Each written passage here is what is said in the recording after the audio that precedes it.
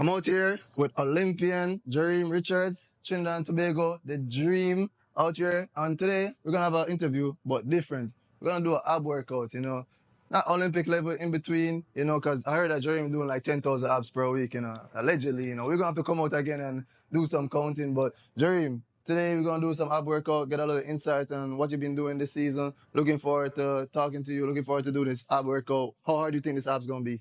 Not too bad, not too hard. I think you'll see. I don't want to toot more on a little bit, and then it's too hard for me to do. But I think it should be good though. Nah, these calm, but first thing we gotta do is jump in a little warm up and just before we get into it, because obviously we want to give people good mechanics of what an Olympic athlete is doing, because don't ever jump right into your workout. Mhm. Make sure you warm up first. So what kind of warm up do you recommend for us? So I'll lay on my back,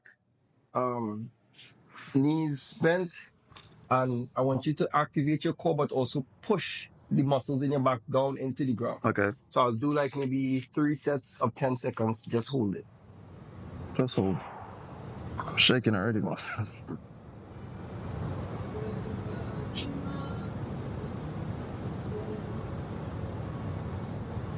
One. That's some abs week. Go again.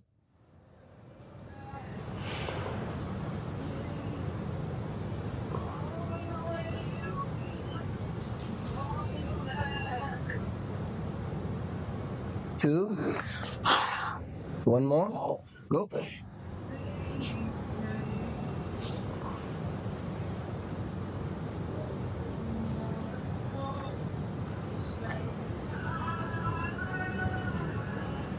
Three. After that, I like to do a little bit of what we call dead bug. Okay. 5 each side, just to make sure the arms and legs moving well. But obviously, after you activate the core a little bit, making sure you still have that movement in between with the arms and legs connection. All right.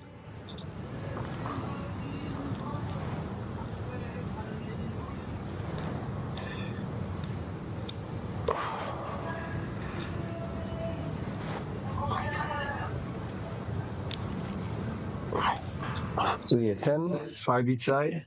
Yep. So our workout, yeah, for me, that's about it. But obviously, definitely got to ask you some questions about, how the season has been going. One thing I have to ask you about is, in Jamaica, you didn't have the best race, right? And we later found out that you weren't feeling sick. Obviously, you talked about having some great workouts leading up to that point. So mentally, you're like, I'm ready to run. After you went out there, didn't compete well, naturally, you're like attributing this to the being sick. But mentally, it must have hit you. What did you go back and tell yourself, to come back the next Grand Slam, which was Miami the other day, to perform like you did? For me, it was, in a sense, it was a bit difficult because to know that you've been, as an athlete, putting down great times in practice, you would love to see that type of fitness translate on the track. Is one thing to run fast in practice. We all know about practice warriors, but is another thing to actually do it when it counts. And I was actually just, kind of disappointed, even though based on the circumstances, I've never been one to, make excuses, but I actually was really, really sick. I was disappointed, but at the same time, that was the best effort that I had to, give out there. In a sense, I was still satisfied. It just, in a sense, I kind of light a few, light the fire inside my heart. And what hurt me the most was the 200 because, I'm more a 200 guy other than the guys in in my group, so it was very disappointing to me to lose the 200 meters, and I took it to heart, and it's all fuel for the fire though, and came back in Miami, and I had that drive. I was healthy, I was feeling good, and I was able to put down some times that probably was one of the best meets I have in my entire career, better than some of the meets that I had in college. Yeah, I saw the fuel for sure in Miami. All right, let's get into the first workout. Grab a med ball. Up on that, cause wait, I'll do some light, what is 15, yeah, man. Nah, so trace it. Wait, 10. 10? Yeah. Oh, you good? Right, man. You run 43, that, you know what I mean? So 40 seconds on, 40 seconds off. We're doing 2 sets of each. You see me? All right, do a plus. How much exercises total? Total? That'll be 6 rounds. 6 rounds of the same routine? Different ones. So 2 rounds, two routine in each round. So 6 of them. Okay. Yeah. 6 exercises, 2 rounds each. So 6 rounds, 2 exercises each. Okay. So 12. 12, okay. 12 of them and 5 seconds on. All right. First one, Russian twist. All right. Go. All right. I was doing some stats, looking up and saw that you have a lot of national records. Not gonna lie. 400 indoor, outdoor. You're part of the 4x4 indoor, outdoor. You're still number 2 though in the 200 meters behind Atto Boland. And I know we've been talking about the 100 a little bit this season. Saw that Richard Thompson still holds that record. Are the 100 and the 200 records something on your mind? For sure, definitely the 200 record, the 100 record, not something I'm actually thinking about because I just honestly want to break the 10-second barrier. Yeah. Given the opportunity to, I think I could. But yeah, I'm just honestly focused on running fast and executing. I feel like when you think too much as an athlete of, breaking records, you fixate on it and sometimes it doesn't come, So I just trying to be as best as I could be, and I believe that the best me could achieve anything. Do you feel pressure, like being that person for Trinidad? Like you have all these records every time you go out there, is like Jereem, and let's be honest, the Trinidad team isn't necessarily where it was before. You guys used to have that big crop of people. Yeah. Not so much you were in that crop, and now it's kind of like you alone, and you guys are now rebuilding. I see a lot of young talent coming up. How do you feel with that type of expectations on you? We have a lot of young ones coming up. I hope that they made the transition to the professional smoothly. For the younger junior athletes, I hope that they draw motivation, not just from me, from athletes who've done it, who currently doing it right now. And next round, I don't feel pressured at all with the expectations. Honestly, I have a really good support system.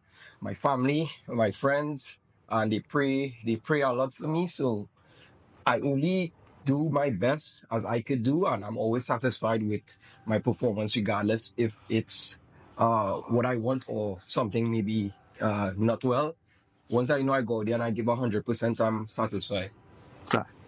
Makes sense, definitely. So, like, in terms of like now the young people coming up, do you feel any sense of responsibility to now guide them? Because obviously you're not going to be running for 20 more years, like, you know what I mean? Do you feel any type of responsibility guiding them now to be the next generation? Definitely responsibility, because I feel like when I was younger, we didn't have so much means of communication, being able to ask athletes, how did you do this? How did you do this? Could I get advice on this? In the age of social media now, it's so different that they could actually communicate with you, So I want to be able to give back to the younger generation as best as I could, honestly. Yeah, that makes sense. Planks used to kill me working ideas, You have to make sure you get that hip right. Yeah. Lock out your knees. Once you get the right stance in that plank, you should be good. Hey, you never know a minute is long until you're doing planks. Yeah. That's if your abs are strong like them, money. But, as a Forbes man myself, you make a crazy job last year. You ran 43 in the fastest combined 400 meters in Olympic history. And probably the first time a 43 hasn't gotten a medal. Yep. You know what I mean? But regardless, you still ran 43. Mm-hmm. You see me? What did you do that summer? Crazy thing is, training with Wade Van Niekerk has taught me a lot. Mm-hmm. I've learned a lot from him. I've trained with him, learned his race pattern. I think I know all the moves that Wade makes, and I could see why he broke the world record because of how he runs. And as an athlete, I've just take different pieces of styles from different athletes and make it into my own thing. So take different pieces of the recipe to make your own dish, basically. Oh, that makes sense. Training with a world record holder definitely gonna give you a heads up. So that means I can expect like a 43-year-old coming. I'm honestly still don't really think about times that much. Obviously now though, 43.4 is what got a medal and what it took to win. So it's a time that I'm thinking of, kind of, sort of, but I'm really just thinking about executing and, being able to be the best. Be the best that I can be, but actually be the best on the field. Cover all my bases. Be stronger, be faster than everyone. So the whole saying that if you win every race, you're going to be an Olympic champion. Yeah. One of the things I wanted to ask about, was some of the specific things. Was the abs that made a difference? Was it the long runs? What was it? It's honestly a combination of things. I feel like you can't say there's one specific thing that makes a dish a great dish when you're cooking. It's a combination. I think my support system, the coaching staff, my physio, my chiropractor, my mom, my dad, people praying for me, my mentors, like all of these things, my coach, all these things come together and it works well to create a great athlete. And I think as an athlete, you have to have really good support, and your support system is what is it takes off the load of you, and you could actually just focus on what you need to do. All right, so let's say I'm a college athlete, right? I just wrapped up my collegiate season, didn't perform like I wanted to. We didn't make regionals coming up this week. What do we say they need to do this summer to move forward next year? You need to lock in. You need to lock in. If you didn't make it to regionals, you need to at least try to make it to the US team or your international team, because there's still a shot this season. Me in particular, when I was in college, I was told that I needed to win nationals. I didn't win nationals. I was third. So my coach was like, well, okay, make it to the World Championship final, and then maybe we could talk about pro. And I made it to the final, asked them about it, and he was like, well, talk to me again after the final. And I finished third, and I was like, coach, I want to go pro. So there's still hope, there's still a shot. But you need to lock in. At this point, it would be do or die for you if you didn't make it to regionals. That's one thing people didn't know about you. You only spent 1 year in D1. Yeah. Why do you want to go pro so fast? It wouldn't make sense. You have to hit the iron when it's hot. And my iron was hot, so I had to hit it. Well, because you were only indoors too. Yeah. That season, so you're just trying to maximize your potential there. So, I mean, I know every athlete is different, but at least have different options nowadays. Like you got NIL, you got the pro contract. You can stay in your own country, you can go overseas. How should athletes go about evaluating what they should do? I think each and every person's situation would be a bit different. Take counsel from people that are trusted, people that have experience. Ask as many questions as you could to make a strategic and smart decision. And first and foremost, take it to God. Yeah, I feel like all major decisions, especially life-changing decisions, is something you should take to God, to God with prayer, and ask for His guidance and His wisdom in all decisions that you make. Yeah, definitely. That makes sense, man. And when it comes to picking a coach, you went to Alabama. Well, that's where your South Plains coach went. Yeah. What type of influence did he have on your life where you believe that he guided you in South Plains and you felt like, okay, this was the right person for me also to take me in D1, and he coached you for a good part of your pro career? What type of influence, what was he doing right during those times to make you say, hey, this is someone for me? He had a good track record. Yeah, he had a good track record with Caribbean athletes. Yeah. And he also made me feel, in a sense, at home. Yeah. He was like my dad away from home. Yeah. And, being a Caribbean athlete or international athlete in the US, having that father figure outside of a country to, guide you was very important. And obviously, I kind of knew the type of athletes that he had before me, so I trusted him with my career, and to this day, we still have a really good relationship. We talk at least twice a month. Nice, definitely. And he guided you from you were young to basically going into adulthood. Yeah. To the next stage. So I know that has a big thing to do with it also. But eventually, you decided it was time to make a change and take a career to a different coastal guide. What was behind that decision? What were you thinking about during that time? At that time, I felt like I kind of maybe outgrew the college campus and space. I feel like I needed people better than me to push me to the next level. I needed more of a professional environment, and it was probably one of the most difficult decisions that I ever made. Yeah. Was this exercise? But dead bugs again. Okay. Yeah, probably one of the most difficult decisions that I ever made, but it clearly paid off. Yeah. And I'm glad that, Coach Wiley and I still have a really good relationship.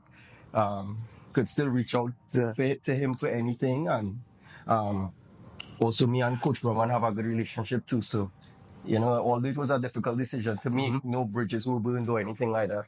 But it wasn't instant success what we're seeing right now. There was like a little period in between where it's like just learning and growing. How did you push through that to get to where you are now? Because you didn't give up. You didn't come here 1 year, 2 year time and say, "Oh, I didn't run what I want to run. I gotta leave." Like, what did you do during those rough times?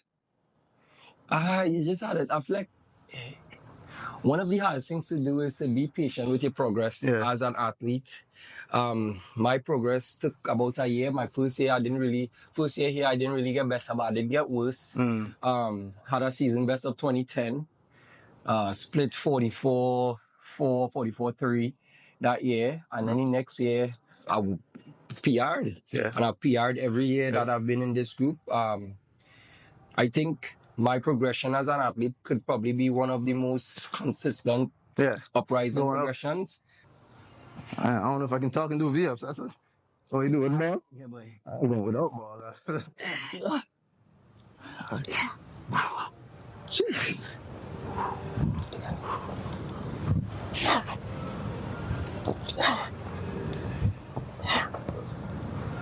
Honestly, to me, this is be more difficult without the ball. Really? Yeah, the ball, I feel like the ball just give me like more balance. The ball. Jeez. Can tell I haven't been hitting my abs as much as I should. Tiring, man. Thank God. But you were a 200 guy, strictly. Not really, I feel like... In college, that's what got you the contract, right? And I've always wondered that. I want to talk about that. When a company signs you to a contract, and they're like, you're a 19 guy, that's what I'm signing you for. Are they holding you to that? Or do you have the space to try different events like you did? I feel like most athletes sign as a double athlete. Okay. So I signed as a 2-4 guy. Okay. Obviously better at the 2. Yeah. But I signed as a 2-4 guy. I always ran the 4. That's why you always saw me on the 4x4. Yeah. But I never really fully understood how to run the open 4. It was always a problem with me. That 300 was always where I messed up. Yeah. And I never understood it. But put a baton in my hand, I could run fast. Okay. But outside of that, was like a 45 low guy that was split in 43, which never made any sense. That's true. Well, I think everybody in the track career could tell, like, you can definitely run faster in open 4. Everybody always say they want to see you do a full season of it. Yeah. And obviously last year, we get to see the full benefits. Whew.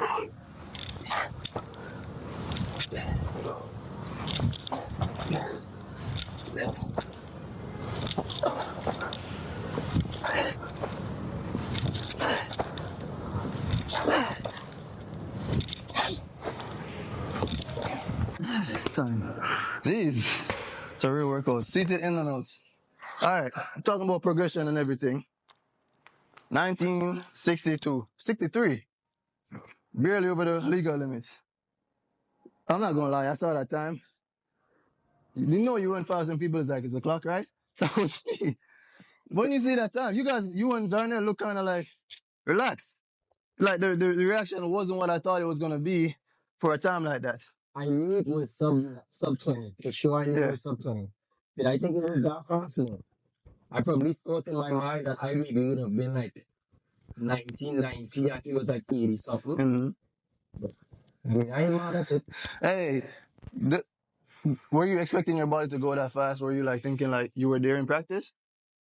I don't know, because a lot of people, I train like a 400 meter runner and end up on 200. I always train like that.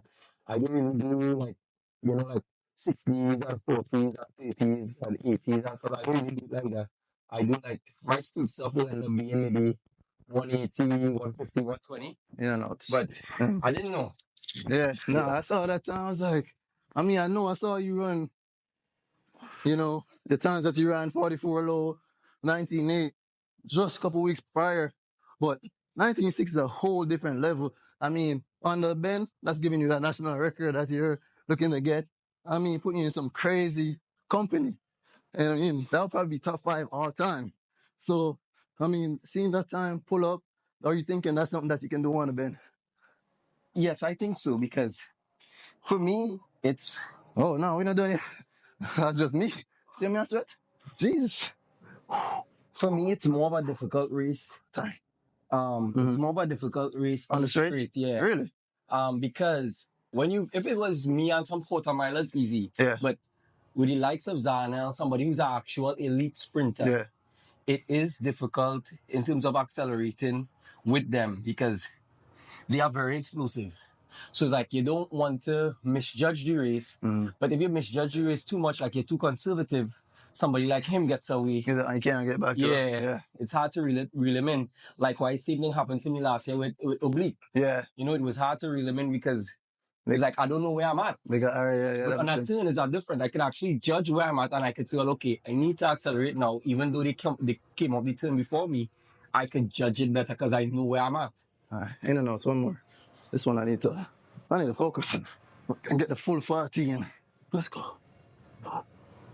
It's only harder because I'm taller. It's more body to, more body to work. Jeez.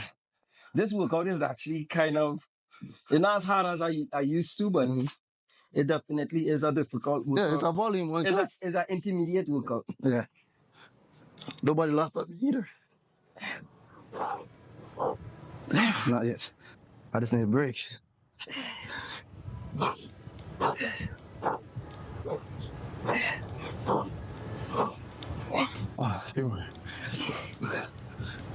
Time. I mean, what you give me right now in that 400? I think you could run. I think you should at least be able to go sub 50. Hey, you give me Wally credit. Give me more credit than I deserve. I'll take sub 50. I think you could go sub 50. Maybe it's a week training sub 50. Yeah. I mean, it's all in shape, people. Don't make this. I chew me a sweat and I'm going to go easy right now. Don't make it fool you. I'm still in decent shape. Yo. This is not no joke. Wait, give me an example again. Where go? Oh, that one there, yeah. But why am I thinking like straight push-up? All right, let's hit it. Oh.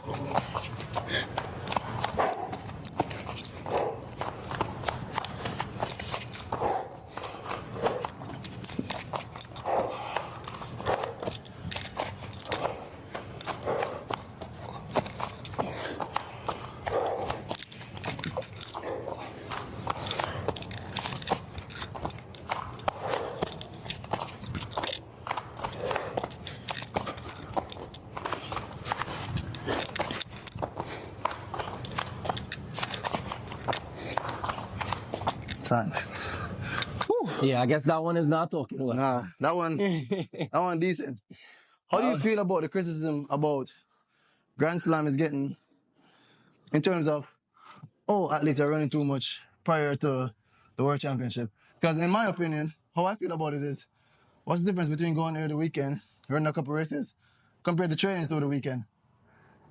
We have similar views. Yeah. I don't think you might have run that amount of races anyway. Yeah. And if it's too much races early, just taper off on the back end. Yeah. Like me personally, I see no problem with it. Yeah. But I mean, it's track, it's life. There are going to be people that have positive to say about things you do and people have negative things to say. Sure. But what I like about it is Michael Johnson is actually listening.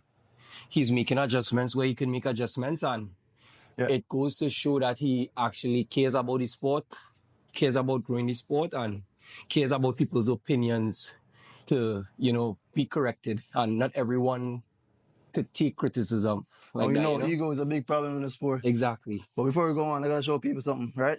See when I sweat? That's because my heart rate is working harder than Jereem, the Olympic athlete, who's right now not even breaking a sweat. Mind you see us doing the same thing.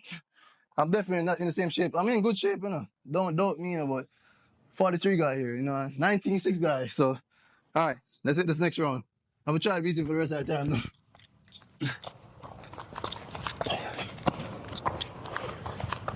Well, now let me ask you a question. How has it been transitioning from, being an Olympic athlete, Olympic medalist, World Championship athlete, to now becoming one of the biggest names in track and field media? Do you sometimes have withdrawals from the sport? Yeah, all the time. Honestly, mostly because I didn't retire on my own terms. Never really tell the story. about retirement. Not going to really go into it, but time. I mean, I retired from the sport abruptly due to injury, but I mean, I was always a marketing guy. Did marketing in college. A lot of people didn't know I did some stuff with LSU media before it is what it is now. You see me? So it was easy for me to transition into marketing because I always had the talent there. Honestly, I wasn't supposed to be the face of the stuff. I'm more of a behind the scenes guy. But I've embraced it, and honestly, the way people have embraced my content from day one, because I mean, there's a little ego that goes into starting because you're like, I'm an Olympic medalist. He thinks he knows. He thinks he knows everything. Exactly, all them little things. I think you being part of the sport, whereas a lot of people they just like the sport. Yeah. You love the sport and you're actually part of it. So I think that is where the love actually comes because it's like, you know what you're talking about. We don't have to second guess that because you ran track. Exactly. That's why I try to tell people, like, I don't try to be too opinionated, but at the same time, like... You have to a little bit. Yeah, you know, I know what I'm talking about, but I mean, obviously I love the sport. That's why I'm finding things to do within it and successfully so far. So hopefully I continue. I appreciate guys like you and other people embracing me as like, you know, making sure that, you know, I have people in my content who love and respect what I'm doing. So definitely want to keep it up. Chris, I would say though, the short space of time, I feel like you blow up really quick. Yeah, that's surprisingly, because when we start, it's like instant embracing, like, you know what I mean? I was like, damn, you know, I love that it's taken off so quick and there's so much more to go, so much more other places I want to take it and I can't wait. And I try to be innovative, you know, do things like this and, you know, change it up a little bit other than the usual stuff. Yeah. This one is supposed to be too bad. So, I'm talking to, what type of relationship do you have with Otto Boland? Because, you know, he's in the space too, that he's the record that you're chasing. You know, has he given you advice towards like growing your career and getting to that level? When I was in college, I spoke to him a lot. You know, I asked him about advice on running the 200 meters, how I could get better. What does he think I need to work on? Because obviously we're two different type of athletes. He was a 1-2 guy, I'm a 2-4 guy. Yeah. But obviously he's coached Khalifa Sidford, Brianna Williams, you know, so he has experience coaching. So and somebody that I looked up to growing up. Yeah. I made it my duty to ask my national hero, what does he think? Yeah. Because I think his opinion for me mattered. I think we have a good relationship though. Yeah, definitely. I mean, I thought I had a chance to talk to him recently about some things that I definitely want to ask you about now. Because you're a pro athlete in there and you see the young kids coming up running sometimes. And they're calling it trackflation now. Yeah. You know, them just running overall. Obviously, it's been attributed to better training, better nutrition, you know, more access to things that, you know, even us as young guys didn't have back in our high school days. You know, I don't know about you in Trinidad, but we used to train on grass in Jamaica. Like, having access to a track was crazy to think about. So, like, what do you think about these young kids now that's coming up and they're running some pro times, basically? I think they're making it difficult for everyone. So? Yeah, for sure. But to add, like the spikes has definitely helped a lot. Definitely. The tracks have helped a lot, but I think kids now they're hungry. Yeah. They're seeing the opportunities that track and field could present, not just from scholarships, but NILs, professional deals. They see that and they want it. So I think outside of all the innovations in track and field, I think that kids actually want it. They wanna be the next fastest person in the world. So I think it drives them, it motivates them, and kids right now are working hard. They're running times that grown men and grown women are running. Right? But do you think they're like overexerting themselves in a way? Like, because everybody's already worried about that. If you're running, say 9 when you're a teenager, are you gonna be running 9 when you're 30?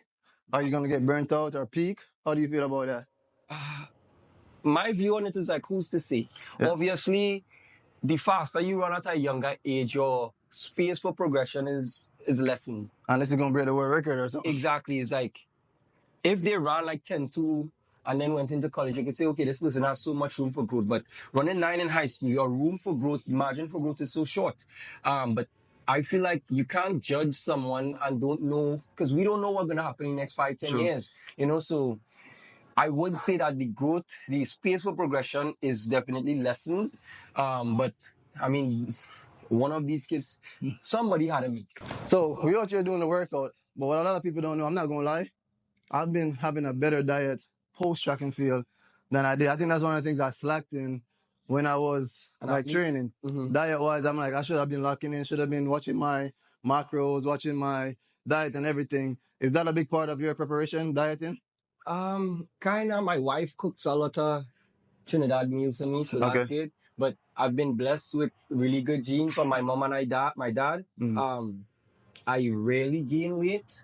When in the off season, I actually lose weight because I don't eat as much because I'm not working out. So, in a sense, for me, I could almost eat anything and be okay. But I do eat healthy though. Yeah, definitely. Overall, all right, let's get 40 seconds.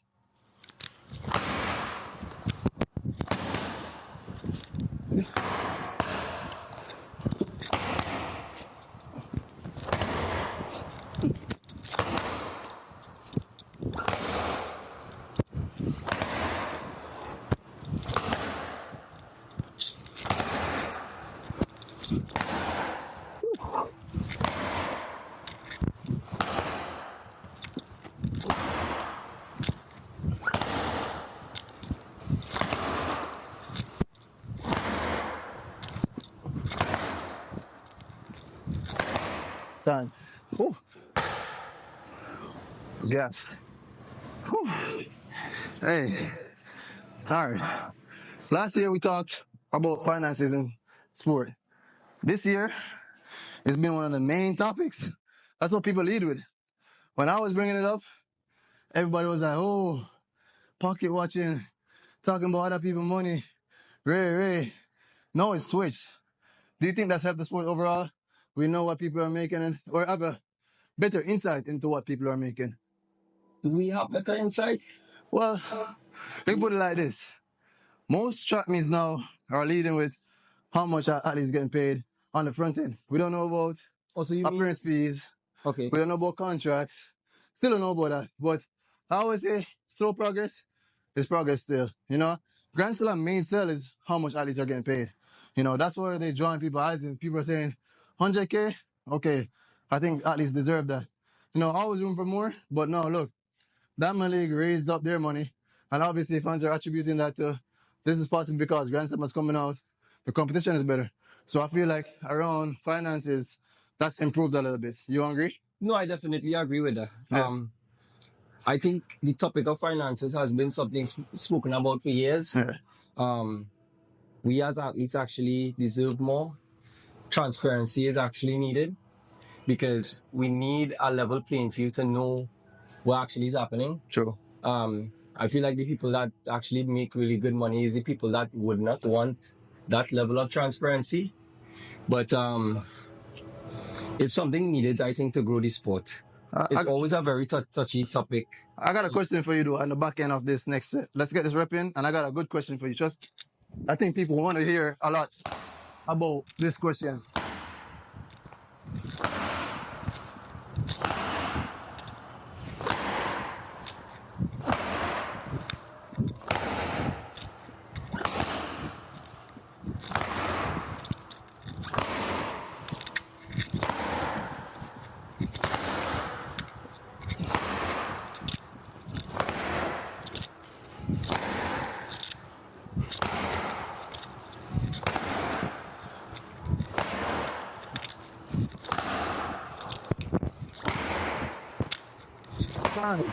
That probably is the hardest exercise we do today. Hey, I'm cooked. Next question I got for you. So, $100,000 for one weekend is a lot of money. Yep. Some of the biggest names in our sport have decided that's not enough. Why? From your opinion, of course. For me, just thinking, common sense, they probably make more money. Like, for example, our Olympic champion might make more money in one weekend at a Diamond League just showing up rather than running 2 races in a weekend. So essentially you're saying appearance fees, which a lot of fans don't know about. A lot of athletes get appearance fees. It differs based on your caliber or what your agent can negotiate, combination of other factors. You're saying appearance fees out there are over 100K plus what they win. So it's not worth them to come and run 2 races for that money. Exactly, because I think some of them may make that type of money in one race versus coming, it's like you're getting a 2-for-1 deal, but you selling yourself 2-for-1 versus you just going for one and making at least almost that or more than that type of money. So I think that has to be one of the biggest reasons why some of those level of athletes think it's not enough money, but the majority of athletes don't make that type of money. So this is like a big deal for them. I mean, I think fans really appreciate that insights from somebody like you who's in the fields and like have seen those numbers up front. But like, do you think those big name athletes, I don't want to say but should contribute towards the growth of a new league that's gonna like be more inclusive of more athletes, or do you think it's just like it's an individual sport? So do you think individually? I think individually. I feel like no one has to do anything. True. But I feel like if you believe in growth of a sport, if it means you, in a sense, making small sacrifices here and there, I don't see it as a problem. But then everyone has a different mindset. Everyone has different thinking and reasons on why they do things. So it's not who's me to tell a man what to do, you know? Look, I think Grand Slam is flexible. I'm a fan of Grand Slam. I love what they're doing. So my counteractive to like, you go make this money for appearance fee is that you can come in and out of Grand Slam. Nobody's asking you to run the 4 slams. Exactly. You know, they built it for that to be interactive. So if a big name, and we still got 2 slams left, so who to say, you know, we're not going to get the big names for LA or some of the names that, you know, we're all thinking about, you know, would possibly come in there. Unlikely, but, you know, anything's possible. I think it's definitely flexible to get some of those names in because obviously it's going to be beneficial. But so far, I mean, the league has delivered, I believe, you know. Definitely there's room for improvement. And as I say, Michael Johnson have been, you know, adjusting as we go, which I'd love to see. Yeah. Next round of what's it? I feel like we ended with the last... the worst few exercises was on the back end. And man still not starts with it. That's crazy. It's a 43 life, though. I would say though, I had an off season this year that was why I was disappointed a little bit in Jamaica too, because the off season I had was a really good off season, one of my best ones. I'm not gonna lie, I want to come, I probably wouldn't do the off season, but I want to come catch a piece of off seasons. That's why I'm asking you about what you did, because for me, you get better in the off season. As you say, the same advice I'd give to people who didn't make it, go lock in. Yeah, you had to lock in. You're gonna get better during that, see that June to September, that's when you get better. All right, time. Next advice I would give to athletes that maybe didn't make it to regionals, didn't make it to USA's neither, don't stop training. Train all the way through. That's a big mistake a lot of people make. A lot of people think, I got to rest my body. No. You're going to do different types of training. You might lower the number of days, but still keep it going. Do Monday, Wednesday, Friday, lift, do some second runs, do something like ride a bike, do something. But the minute you stop working out, it's like you take 10 steps back. Look, that's advice from a 43 guy. I might be winning now. I think I got it. Ready? Go. The man want to make sure I got the full 40 seconds.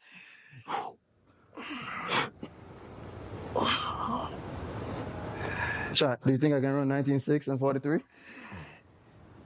I'm shaking. Exercise so much. I'm shaking like a stripper. Jeez. I got it though. Never fool. Trinidad versus Jamaica right now. Come in. Home stretch. 10 seconds.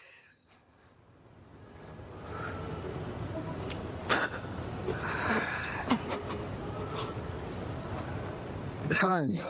Hey. If anybody laughing at me, make sure you can do this workout. Make sure. So, how do you think about the late championships this year?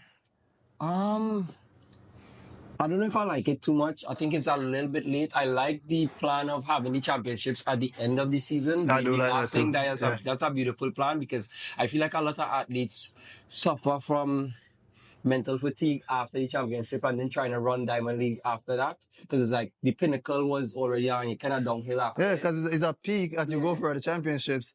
And then, like, everything after that, you're just trying to, like, run on fumes. But I think September is a little bit late for me personally. I wouldn't mind late August, maybe into the first week of September. But I think late September is a little bit late. Yeah. Pushing it. All right, one more. Let's go. All right.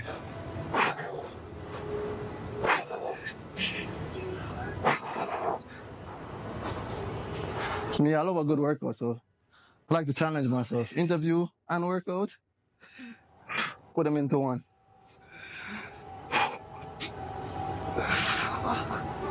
Ooh.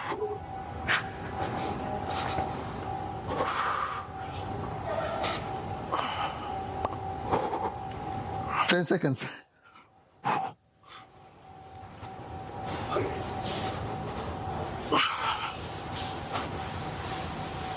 Time. One more thing, right? All right. So, a little bit more relaxed questions. It's one of the best places or one of your favorite places you've traveled to in your career to this point.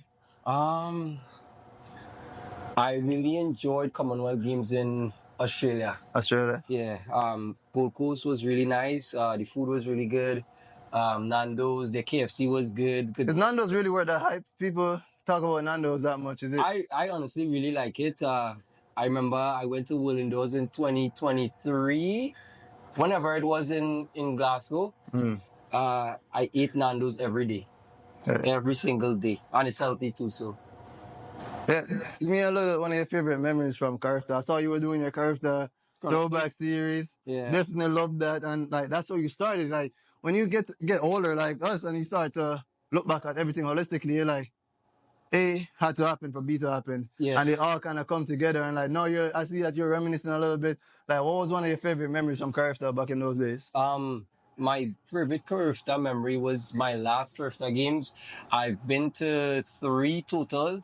And I've never gotten an individual Carifta medal until my last year, which was in Bahamas. I was 3rd behind T-Ray Smith and Javon Minzy in the 200 meters. Ran a windy 20.6, and it meant so much to me because it was my first time not being that guy to only get a medal on a relay. So it meant a lot to me, and that's definitely my favorite Carifta experience. Oh, wait, when I start it, I'm on ready. Oh.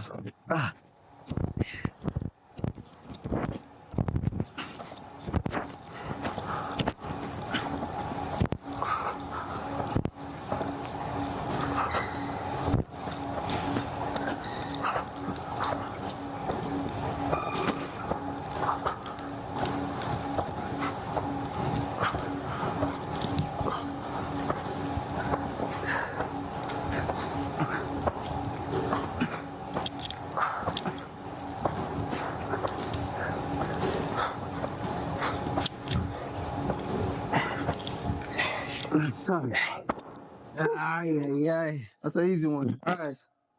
My next question to you is a very important one because, as you just explained, you wasn't one of those guys who were always winning at all times. Like, you had to came up. There's a lot of athletes now looking at these fast kids or faster people who's finishing the top 1, top 2 all the time, but like that doesn't mean like you're not gonna be Olympian, not gonna be a medalist eventually. It's about being patient, putting in the work. Like, so just walk me through the overall mindset of being like one of those guys in the mix. You're not the guy yet, but that doesn't mean you won't be the guy with the right mindset and the right work ethic. Like, how do people now look at those people and be like, look, I can still get there, even though you see kids who are 16 going to the Olympics, kids running 9 and everything. How do people look at it and say, okay, I can still be that person, not right now, but maybe in the future? I think as an athlete, you have to be patient. You have to be very patient. And patience is one of probably life's hardest lessons. Yeah. You have to be able to go through the storm, weather the storm, be patient in your progress. The key for me was at a young age, I wish I learned this earlier, was to focus on you. Yeah. It doesn't matter what anybody else does. It doesn't matter how fast anybody else runs. That has nothing to do with you. It doesn't affect you unless you let it affect you. True. The only thing you are in control of is you. So I wish I learned that earlier because I was one of those athletes that maybe would have studied what other people run, compare myself to them and, think about how could I get better than this one person. But realistically, all I should have been focusing on was being the best me I could possibly be. So I think that's what younger athletes should do. Focus on them because focusing on you and controlling the controllables is the only thing that you could do to become the best athlete that you could be. Hey, that's great advice. But we got one more rep though, so let's get it. Let's go.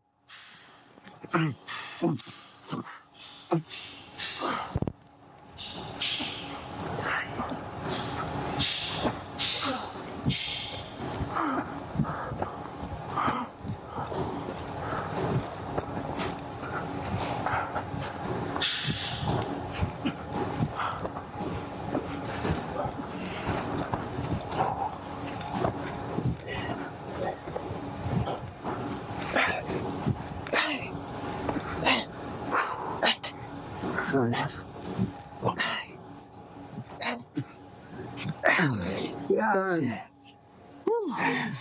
That was a solid one. Whew.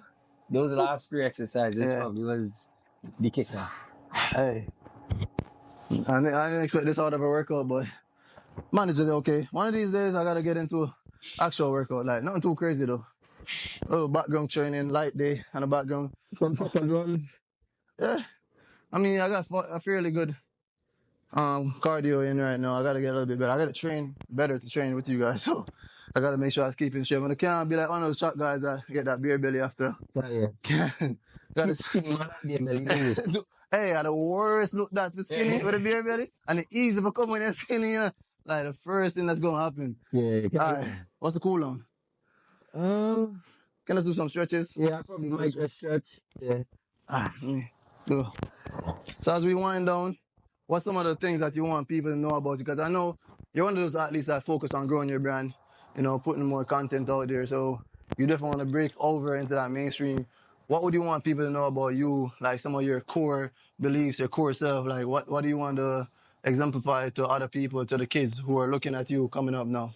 I feel like when I ask this question, it's like I never know the correct answer until I leave, I go home, and then I sit down and like, shucks, I should have said this, or I should have said that. But just intimately thinking, I'm very driven. I embrace pressure. I think that's one thing that is important.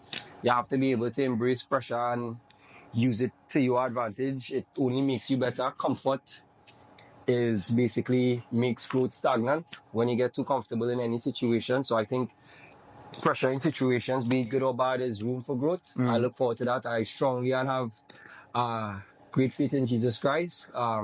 He's blessed me with the talent, and I prayed a lot, and a lot of the things that I prayed for, I was able to achieve through him, through prayers from my family and friends, for me. And I wouldn't be here without him. True. I love my family.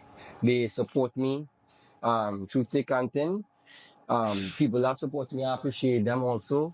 I try to do my best for my country because obviously, we cannot spoke about it. Yeah. Track and field in Trinidad Tobago isn't really where it used to be. Yeah. So I hope to be that, in a sense, a beacon of light to motivate younger athletes, to let them know that it is possible. Hence why I kind of did the Curved Chronicles too. Yeah, definitely. Is to let athletes know that even though you see some of the successes that I have now, I wasn't always successful. Exactly.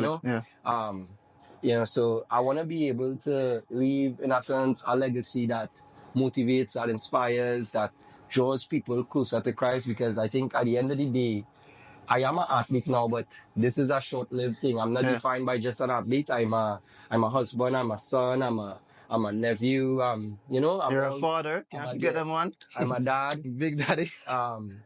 All these things, that go along with it. So I don't really define myself by just being an athlete also. And I think a lot of times when we see athletes being depressed, it's because they put so much stock into just athletics. They don't have anything outside. The identity is an athlete, and you're more than just an athlete. Yes. So I also want athletes and people in life to don't be identified by your profession. Yes. Know that you're more than your profession. And I know that's kind of what I want to leave back, and I guess why I would say I would like people to know about me.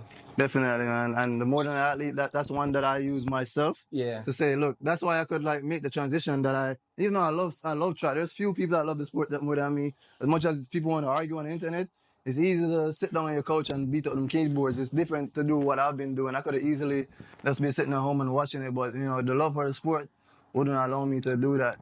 The last question I want to ask you for the day is man, you're one of the few athletes where when I post you, the people from your country, you can feel the love through them love you. But, you know what I mean? Like, few other people have that type of love, but you for Trinidad, they see you as their leader, the country love you. What do you want people to know about Trinidad? Because, Trinidad, have a big brand worldwide. A lot of people know Trinidad and everything, but, it's still a small island. What do you think people should know about Trinidad? And how has Trinidad helped you get where you are now, and how they're continuing to support you? What I would like people to know about Trinidad and Tobago, it is probably one of the most diverse Caribbean islands, ethnically, culturally, mixed with African and East Indian cultures, even some South American cultures, indigenous. Let me don't even say that word if I can't say it. Yeah. Indigenous. Yes. indigenous tribes, the Arawaks, the Caribs, and all of those cultures. I mean, we have places that were named after, our capital is Port of Spain. We have French named places. We're owned by the English. So we have a lot of culture. We are melting pot of culture in the Caribbean, and it's a great country. Soca, steel pan, cocoa, sugarcane. We have a lot. I feel like when people talk about the Caribbean, I had to get Jamaica. It's tough because in me visiting Jamaica, Jamaicans are very culturally proud Jamaican. I think that's why when people outside of the Caribbean hear about Caribbean countries, the first country that comes to mind is Jamaica. But I'm here to tell you all today. Capital of Jamaica, Caribbean. I'm here to tell you all today that there's also Trinidad and Tobago and a lot of other islands, but we're talking about Trinidad and Tobago. Big up Trinidad though. We love Trinidad. We have the best KFC and the best curry in the Caribbean. Alright, push it now. Island, we have the best curry and KFC in the Caribbean, and the most secret, greatest dish you could ever eat in this lifetime is doubles. If you never had a doubles, I've never had doubles yet. If you never had a proper doubles, and I'm not talking about doubles in America, a proper doubles in Trinidad and a proper roti, you would wonder what food was before that. Because you only now start eating food when you had them two dishes, and also a proper pilau with a zabaka on the side. If you don't know what zabaka is, it's also called avocado. See, and in Jamaica we call avocado pear. That one fruit have too much different names, but hey, great way to end it. Big up Jereem Richards. Big up Trinidad. I mean, great conversation today. Great ab workout. I have a ways to go before I get to 43. So this is how I start. You see me? So if you see me at the track meet trying to break 50 points, it's mind your business. You see me? All right, we're out.